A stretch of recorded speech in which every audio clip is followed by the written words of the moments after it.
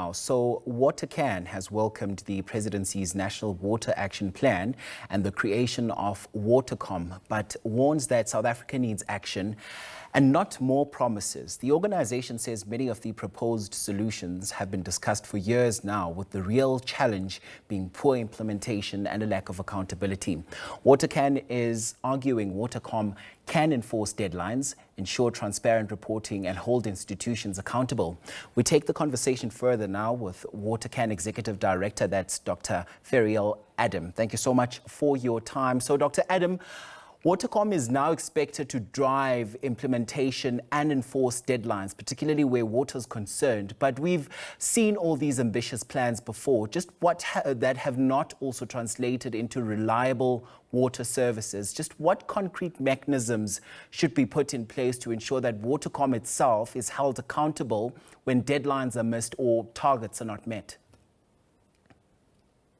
Good evening, and good evening to your viewers. I think, yes, you're raising a very good point, and we're saying that if the Watercom needs to start off with being more transparent, they're sharing the plan after they've had the discussions, but we're also saying we don't have dates, we don't have timelines, there's this broad plan, and that's the starting point, is we need to know how to keep Watercom accountable by understanding what exactly they're going to be doing and the timelines from which they actually have deadlines, so that we can measure success of Watercom.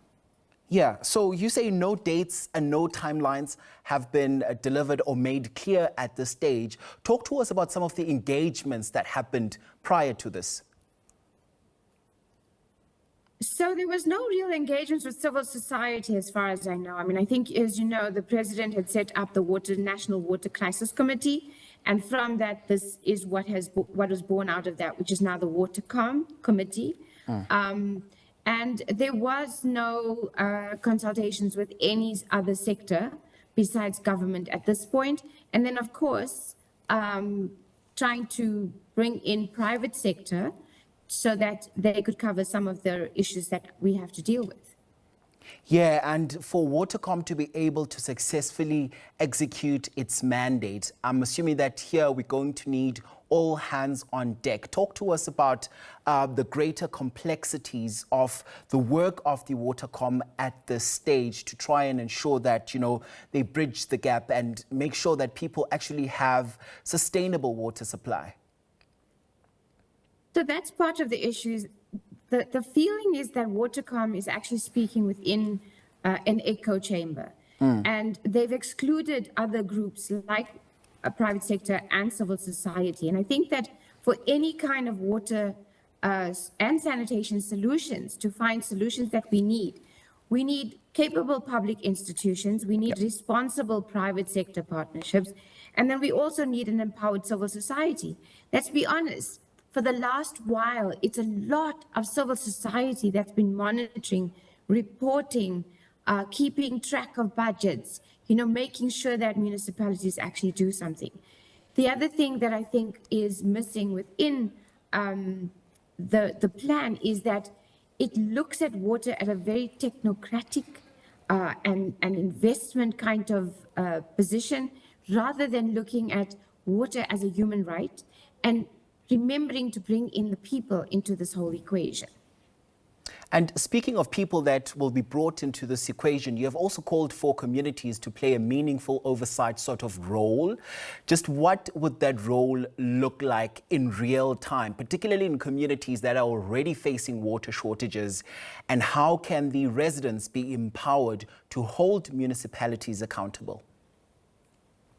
It's very simple. It ranges in terms of the level of monitoring that communities can take. For example, in the city of Johannesburg, they are building they're repairing a reservoir called the Hurst Hill 2 reservoir. But I think it's because we have the timelines, because we know that this reservoir was supposed to be completed by August. People in residents associations, WhatsApp groups are checking. They're saying, how far are we with this reservoir? And the truth is, it's only about 20% complete. Then the question's asked, why? Because Joburg Water has not been able to pay the contractors because they don't have money. So then people are monitoring this, and then they're actually holding Joburg Water and the municipality accountable by saying, you said this, but it's not being done. Those are the simple things that can be done. For another thing is, if we look at the springing up of water tankers everywhere in South Africa, it's through people on the ground that we've been able to uncover the kind of illegal activities or people, water tankers asking for more money, charging people for water, or people dropping boreholes where they shouldn't or they don't have the right permission. It's a lot of civil society that's keeping track of all of those things. So there's definitely a way of including civil society to be part of the solution. And a greater role to play there. I must thank you so much for your time and insights on the program. That's the Executive Director for WaterCAN, that's Dr. Ferrial Adam. Thanks so much indeed.